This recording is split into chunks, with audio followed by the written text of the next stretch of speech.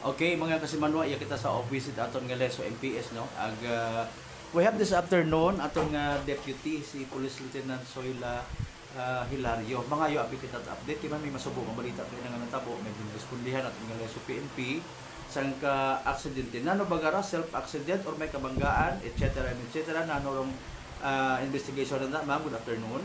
Good afternoon, Sir Dalida, and sa viewers it Energy FM. Good afternoon sa tanan, no. So, dula sa PNP ay may na-receive kay ng police response nga request. So, kay na may aksidente nga natabo, vehicular accident sa along Diversion Road sa Karugdog. So, na-found out nga ito sa self-accident. Okay. Oo. So, daya nga injured nga individual hay halid da imaw sa Tigayon going to paulik sa Makato. Okay. Oo. So, bali imaw rahay isa lang ka security guard.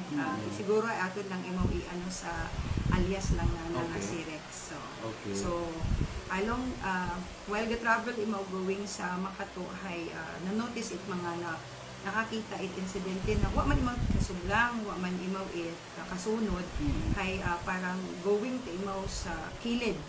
Parang lost yung abara ng pag-drive nasalpok imaw di kato sa may ano nga nila imaw ko parang pull imaw barrier sa kilid. So bali pag tawag ito yung insidente hay na atong tropa matagagi nag-agto mataid to at tinuwagan man nato ng NDR. So pag abot ito aton nga responding personnel hay daya nga persona hay nagahapa ut ana. Tapos immediately hay anhan na imo gagi. Lapatan imo first aid aging dala sa sa Dr. Rafael Tumbuko Memorial Hospital. So klaro mag-self accident okay. Wa pagit so par na establishment kung anano dahilan ito mathagot imo ito, loss control basi duyok kun ano. Parang do initial nga ni kato nga findings ay parang nadumpilukan ko ng imaw. Okay. Naka-uniform pa big ma'am. Naka-uniform. Halit pa sa duty. Halit pa sa anang duty. Tapos ay pag ano nga ni ato nga MDRMO nga ano parang may conscious man imaw. Wa man para ko sige na nang mahugag na nga siki. So, parang kaduga nga ni imaw.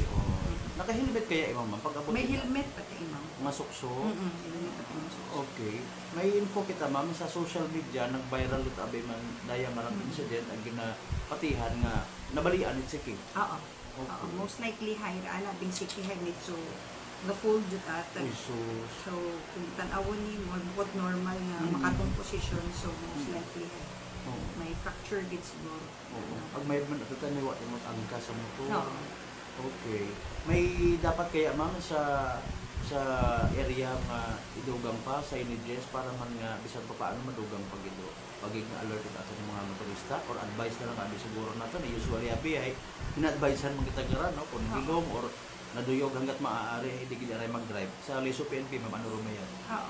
So far may makita man kita sa structure hindi karang diversion yung ano nga ni area nga mituga guro-guro may kuan may wake up strips wake up ano tawag karon na strips wake up strips so so area abi usually nga may ganon is yung intersection sa dikatong area is so far ay uwa pero may mga ano man mo lighted naman kasi araw so nakita natin siguro initial is adong pilukan imaw or naduyog or yun dun nga di ana nga maano nga ito mo paagtuag sumalpok imaw sa full barrier.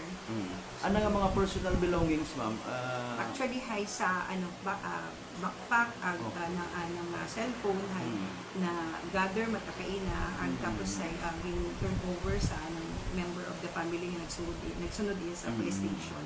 Okay. So klaro ma'am rong information ang gawa man kara iba pa nga involved gali and not just that ng abi gaoy abi siguro sa trabaho ang gabi ani nga medyo na naduga imo sa focus ba nga pag-drive na lose control anang motorcycle ma'am lastly iya makaron sir na anong motorcycle sa police station. Okay tan-aw lang ganyan pag naman kung ano man ang mga damages ma'am Soy midugang kitang reminders pag sa ato ng mga motorista nga nagaagi sa Diversion Road sige ma'am.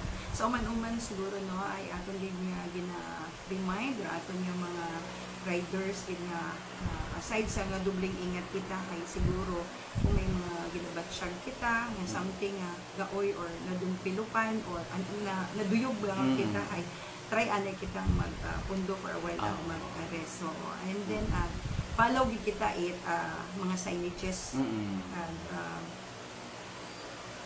aside from that hay doble gid ang ingat kita no dahil makaron abi hay abo gitang insidente nga pinatamo. So do yun. Sige. Ma'am Soy, salamat din niya po sa oras kita mo kamon sa Energy FM Kalibo. Ang hopefully ma-minimize yung mga road accidents siya sa atong area. Thank you, ma'am. 107.7 Energy FM Kalibo.